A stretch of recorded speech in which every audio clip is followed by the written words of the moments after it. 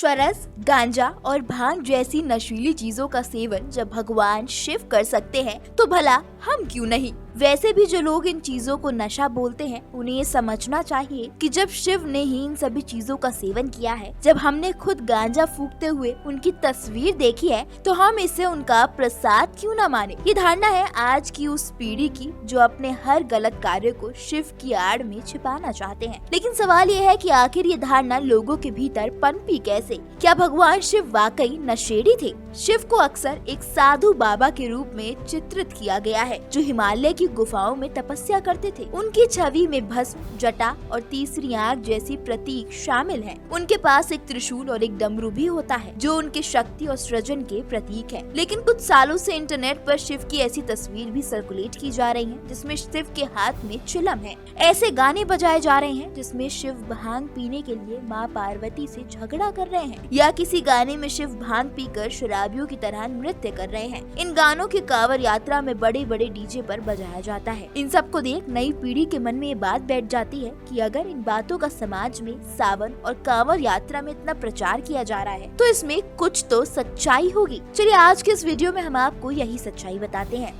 कहते हैं कि समुद्र मंथन से निकले विष की बूंद गिरने से भांग और धतूरे नाम के पौधे उत्पन्न हो गए थे। किसी ने इसे शंकर जी की प्रिय परम बूटी बता दिया और लोगों ने कथा बना ली कि ये पौधा गंगा किनारे उगा था, इसलिए इसे गंगा की बहन के रूप में भी जाना गया। तभी भांग को शिव की जटा पर बसी गंगा के बगल में जगह मिली है। इसी कथा से प्रभावित होकर सभी लोग भांग घोट घोट कर शंकर जी को चढ़ाने लगे, जबकि शिव महापुराण में इस बात का कहीं भी जिक्र नहीं है कि शंकर जी को भांग प्रिय है। सोशल मीडिया और काशी और मथुरा के क्षेत्र में भांग का नशा करने वालों ने ही इसे महादेव का प्रिय पदार्थ बना दिया। सच्चाई ये है कि जब शिव जी का कंठ जल रहा था तो इस जलन को एक गाय का दूध और भांग का लेप आदि से रोका गया था। साथ ही शास्त्रों में इस बात का कहीं भी उल्लेख नहीं मिलता कि भोलेनाथ भांग, गांजा या चिलम पीते थे। कई लोग कहते हैं कि भांग एक औषधि है और इसके कई औषधीय गुणों की बात करते हैं और तर्क दिया जाता है कि अगर इसे उचित मात्रा में ले तो इसके कई मेडिकल फायदे हैं। लेकिन मेडिकल फायदे सिर्फ बीमार लोगों के लिए हैं। भांग को केवल दो तरह से लोग इस्तेमाल करते हैं, एक वे जो बीमार है और दूसरा वे जो नशा करना चाहते हैं। आदि योगी शिव ना तो बीमार है और ना ही नशा करते हैं। आप जरा खुद ही सोचिए कि क्या किसी परम योगी को नशे की जरूरत हो सकती है? विद्वान लोग कहते हैं कि ये सभी तर्कहीन बातें उन लोगों ने फैलाई हैं जो धर्म की आड़ में नशा करना चाहते हैं। पहले भांग को शिव जी से जोड़ा गया और बाद में धीरे से गांजा और चरस को भी जोड़ दिया गया।